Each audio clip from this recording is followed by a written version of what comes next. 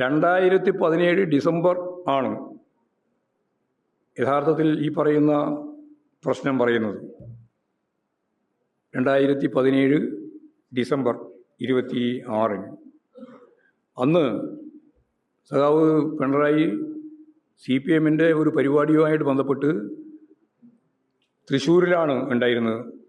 തൃപ്പയാർ എന്ന് പറയുന്ന സ്ഥലത്ത്, തൃശ്ശൂർ. അപ്പോഴാണ് കേന്ദ്രത്തിൽ നിന്ന് ഒരു സംഘം കേരളത്തിൽ തിരുവനന്തപുരത്ത് എത്തി ഓഖി ദുരന്തവുമായിട്ട് ബന്ധപ്പെട്ട സന്ദർഭമാണ്. ആ ഓഖി ദുരന്തവുമായിട്ട് ബന്ധപ്പെട്ട കാര്യങ്ങൾ ചർച്ച ചെയ്യുന്നതിന് കേന്ദ്ര സംഘം തിരുവനന്തപുരത്ത് എത്തി എന്നുള്ള വിവരത്തെ അടിസ്ഥാനപ്പെടുത്തിയിട്ട് തൃശ്ശൂരിൽ തന്നെയുള്ള ഒരു ഹെലികോപ്റ്റർ ഉപയോഗിച്ച് തിരുവനന്തപുരത്ത് വരികയാണ് ചെയ്തത്. സമ്മേളനത്തിന് പോവുകയല്ല ചെയ്തത്. അവിടെ അടിയന്തരമായിട്ടും ഔദ്യോഗികമായ ഒരു തരത്തിലുള്ള ഇടപെടൽ നടത്താൻ വേണ്ടി തിരുവനന്തപുരത്ത് എത്തുന്നതിന് വേണ്ടിയിട്ടാണ് തൃശ്ശൂരിൽ തന്നെയുള്ള ഹെലികോപ്റ്റർ ഉപയോഗിച്ച് തിരുവനന്തപുരത്തേക്ക് വന്നത്. ഇതിനെയാണ് വളച്ചു കെട്ടി തെറ്റായി ഞാൻ അങ്ങനെ പറഞ്ഞു കളയണ്ട, പറഞ്ഞാലെന്തോ ഭയങ്കരമായ അപകടം സംഭവിക്കുന്നത്. ഒരു അപകടവുമില്ല, പറയുന്നതാണ് നല്ലത്. സത്യസന്ധമായിട്ട് പറയുന്നതിൽ യാതൊരു കുഴപ്പമില്ല. അതിൻ്റെ ഭാഗമായിട്ട് അന്ന് വന്ന ഒരു വിമർശനം എന്ന് പറയുന്നത് അത് ഓഖി ഫണ്ടിൻ്റെ ഭാഗമായിട്ടാണ് ആ ചെലവ് നിർവഹിച്ചത് എന്നാണ്.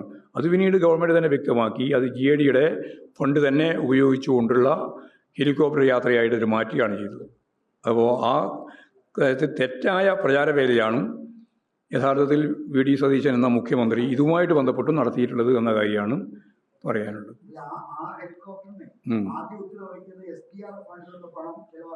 അല്ല, ആദ്യത്തേതല്ല, അത് തിരുത്തില്ല ഇത്.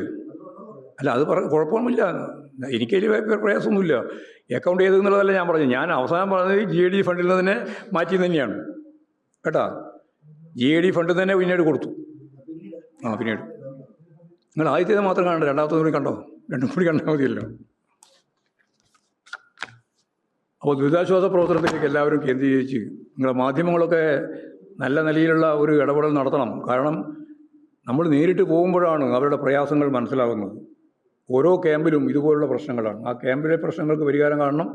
അതിപ്പോൾ ഗവൺമെൻറ്റിനെ ആശ്രയിച്ച് മാത്രമല്ല. കഴിഞ്ഞ പ്രാവശ്യമൊക്കെ ഞാൻ പറഞ്ഞില്ലേ, 15 ലക്ഷത്തിലധികം ആളുകൾ ഈ പറയുന്ന രീതിയിൽ ക്യാമ്പുകളിലേക്ക് എത്തിച്ചേർന്നപ്പോൾ ഈ കേരളത്തിലെ ഒന്നടങ്കം മനുഷ്യരാണല്ലോ അവർക്ക് വേണ്ടി എല്ലാ സാധനങ്ങളും സാമഗ്രികളും ഒക്കെ എത്തിക്കുന്നതിന് വേണ്ടി ശ്രമിച്ചത്. അതൊക്കെ ഇപ്പോഴും ചെയ്യും. പക്ഷേ ഈ ഒരു അവസ്ഥ ഉണ്ടാവേണ്ട കാര്യമില്ല. അത് കോർഡിനേറ്റ് ചെയ്യാനുള്ള വളരെ ഫലപ്രദമായൊരു ഇടപെടലില്ലായ്മയിൽ നിന്നാണ് ഈ പ്രശ്നങ്ങൾ വരുന്നത്. അല്ലെങ്കിൽ ജനങ്ങൾ ഇതെല്ലാം നൽകാൻ തയ്യാറാണ്, എന്ത് വേണമെങ്കിലും കൊടുക്കാൻ തയ്യാറാണ്. കിടന്നുറങ്ങുന്നതിന് വേണ്ടിയുള്ള പായ കൊടുക്കുന്നതിന് എന്താ പ്രയാസം? അതൊക്കെ കൊടുക്കാൻ സാധിക്കുന്നതാണ്.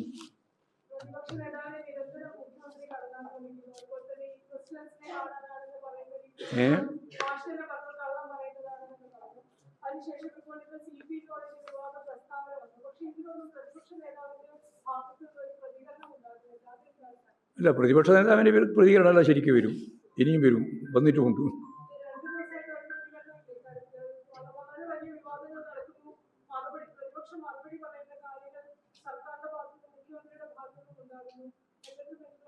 അല്ല, പ്രതിപക്ഷ നേതാവിൻ്റെ പ്രതികരണം വരുന്നു, ഇനിയും വരും, ഇപ്പോഴും വന്നിട്ടുണ്ട്, ഇനിയും വരും. എല്ലാ ദിവസവും വന്നിട്ടുണ്ടായിരുന്നു. ഇപ്പോൾ 5 ദിവസമായി. 5 ദിവസത്തിനിടയിൽ എല്ലാ ദിവസവും പ്രതിപക്ഷ നേതാവിൻ്റെ പ്രതികരണം ഈ ദുരന്തവുമായിട്ട് ബന്ധപ്പെട്ട് ഉണ്ടായിട്ടുള്ളതാണ്. അതൊക്കെ കൃത്യമായിട്ട് പറയുകയും ചെയ്തിട്ടുള്ളത്.